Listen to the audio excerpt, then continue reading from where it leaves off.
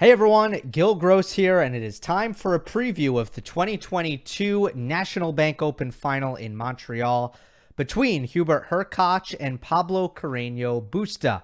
I will give some quick thoughts about their semifinal matches since I do not have separate videos out in reaction to those matches, and then I will move on to previewing the final and offering a prediction at the end as always. So, first off, Hurkacz over Ruud in 3 sets. Hurkacz started coming in more. In the first set, especially in the game that Casper broke at 5-all, he was getting crushed on second serve points. But throughout the first set, he was getting crushed on second serve points until he started serving volleying to the backhand. And once he did, he stopped getting crushed on second serve points. Now, Ruud was up a set and a break before Hubie started to do that. But Ruud did not adjust very quickly. It's the second time, obviously, in this tournament where we're going to have this same conversation. The first time being with Medvedev-Kyrgios, where a player starts serving volleying. And as a returner, there is one way to counteract that, and that is to move up. And Ruud did that.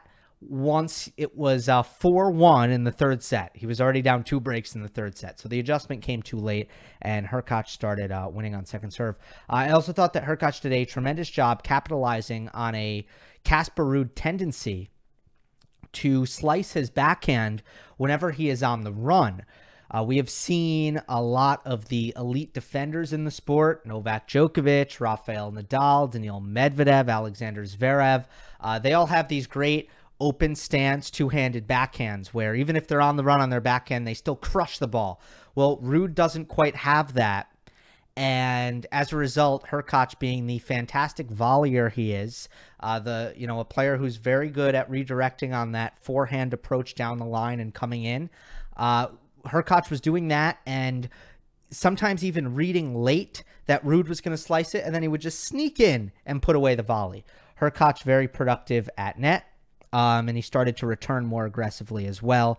Some of the key return games in this match featured some good, aggressive returning from Hubert Hurkacz, especially on that backhand, where he really does, especially on the second serve return, he has a tremendous quality to crush that backhand return. It should be said also that Ruud played a pretty horrendous game at Love All in the third. He never should have been broken in that game. After dropping the second set, Casper missed an overhead. He missed a couple of easy putaways inside the service line. It was a very, very ugly game when he was actually broken from up 40 love just to put salt in the wound. And that was, you have to point to that as the turning point. Obviously playing a match against someone with the quality of serve that Hubert Hurkacz possesses. You cannot play mistake-filled service games in a crucial stage, or you're likely going to lose the set because of it. Hurkacz now, ladies and gentlemen, more on this later, but I want to throw this stat out right now. He is 25-6 at hardcourt Masters 1000 tournaments since last season. 25 wins to 6 losses. Quarterfinals or better in 6 out of the 8. And now he's returned to the final for the first time since Miami. Right? Yeah. Let me fact check that. Yeah. Fact. Okay. Carreno Busta takes out Dan Evans. Kudos to both just for this match. I mean, the bottom half of this draw, as we've discussed, got very, very messy in Montreal, and the result was actually great, meaning the quality of tennis did not suffer at all. You know, here's a matchup between 2 players outside the top 20 in a standalone match, prime time at least in North America, and the entire gaze of the tennis world on this one match, which is rare for this kind of matchup, which frankly lacked a little bit of star power for a semifinal of a Masters 1000. And God, it felt big and it felt great. It felt like a Masters 1000 semifinal, and not just any, but a good one.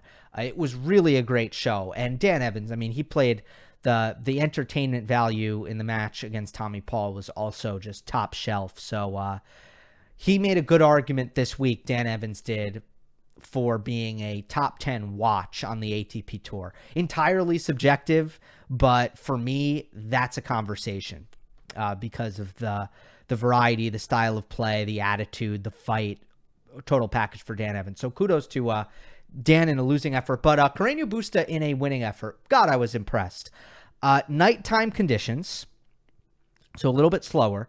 And Canada, these Montreal courts, they are not very quick to begin with.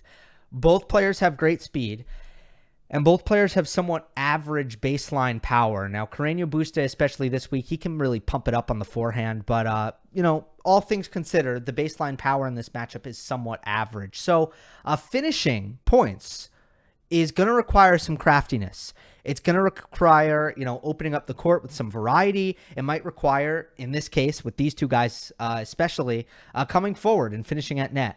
And we know that Dan Evans, being one of the best volleyers in the world, is going to do that on a regular basis. The surprise here is PCB, because PCB, who is very happy to play a very monotonous style, a very robotic and predictable baseline grinder style, he adjusted. He was very ready to play the game that was required in this match, which was he did not want to let Dan Evans play his game. Dan Evans is also a player with great rally tolerance, but what he'll do is he will probe for an opportunity to come in, and he will be patient until he gets that opportunity. PCB did not want to drag out rallies and let Evans just probe for that approach shot.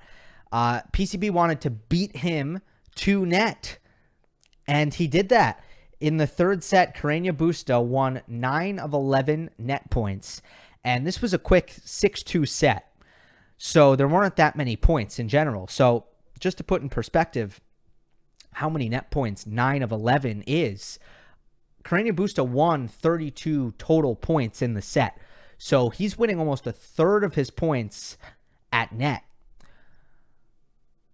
And just like Hurkacz, I do think that another key was PCB found some early offense off the return in the third set, especially on the forehand. But that's what stood out to me. What stood out to me about this match was Carreno Busta's volleying skill, his capabilities, his malleability, flexibility in kind of adjusting and being ready to beat Dan Evans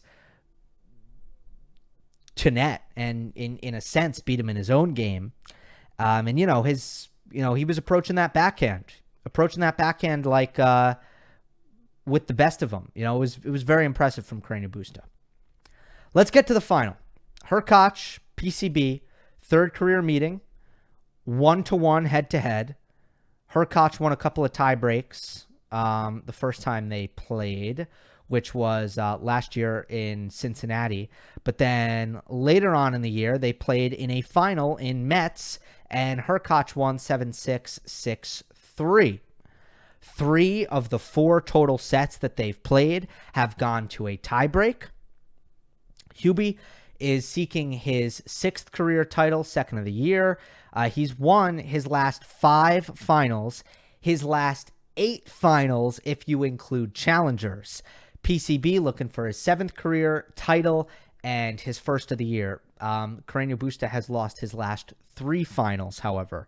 And the last one on hard court was that loss to Hurkacz in Metz. Metz being an indoor hard court played in the fall. Allow me, as always, to make a case for both players. For Hurkacz, look, he's got the bigger serve, so all he needs to do is be competitive in the rallies. If he can be competitive in the rallies, the serve will likely get him over the finish line over the course of the match. And if Hurkacz has a good forehand day, we talk about this all the time with Hurkacz, if he has a very good forehand day and he can generate offense off of it without mistakes, he will stay competitive in the rallies. And he becomes a complete player with just more punch, more firepower, and an ability to actually take the racket straight out of Carreno Busta's hands. And he has the speed and the rally tolerance that if his forehand is working, he should be able to hang in these rallies with Carreno Busta and be competitive. And if he's competitive, he will have the edge. I also can't ignore history. Like when Hurkacz gets to the end of these tournaments, he has been playing his best, and on hard court in North America especially. So the performance level for Hurkacz should be high, and he should have a lot of confidence based on just how well he has performed at this stage in the past. As for Carreno Busta, this is likely going to be a very different game plan than the one that he executed against Evans. Because against Hurkacz, you actually want to make him generate. So I expect PCB to be very patient, and he's very well equipped. He has the level of consistency and the speed and the physicality to just force Hubie to generate off the ground. Now, not to say that Carreno Busta won't take his opportunities to be offensive and be aggressive, but I also think that he will feel very good about pinning Hurkacz behind the baseline and trading ground strokes with him and waiting until Hurkacz kind of gets impatient or finds an unforced error on his forehand. Hurkacz should want to get in. Just like Dan Evans wants to get in, Hurkacz should want to get into net. Carreno Busta, it becomes about the depth. If PCB can find great depth, that'll keep Hurkacz behind the baseline. So that will be very important. And Carreno Busta, the way he's hitting his forehand, that should be the best weapon from the back of the court. And he also can trade backhands with Hurkacz, which is difficult to do. I consider Hurkacz's backhand world class, especially as a pace absorber. But, backhand to backhand, I don't think PCB will be perturbed at all. Just positionally, Carreno Busta is the kind of player who is really, again, excellent at just staying incredibly patient and forcing Hurkacz to come up with something. And I think Carreno Busta needs to dominate rallies, and I think he can. I think he absolutely can. The one thing I'm unsure of is if Hurkacz's serve can completely take over the match. It could happen. I don't know if Carreno Busta's return is on the level where that's out of the realm of possibility. In fact, it's likely not. So that's sort of an X factor, but ultimately, I have to come down to this when it comes to predicting the match. I've been far more impressed with Carreno Busta this week than I have been Hurkacz, and I know that Hurkacz will be the deserved favorite in the betting odds, considering his higher ranking, his history at these sorts of events, his winning streak in finals, all that stuff. Sure. But I can't ignore kind of the eye test. And, I thought about going with Hurkacz just because he's been so automatic in this spot. But Hurkacz has had to scrap and claw every single match here, 3 setters against everyone, en route to this final. Ruusuvuori, Ramos Vinolas, Kyrgios, and Ruud. I don't think he'll have as much success shortening up the points and getting to net, as much success against Carreno Busta as he did against Ruud. PCB can also pass on his backhand much better than Ruud.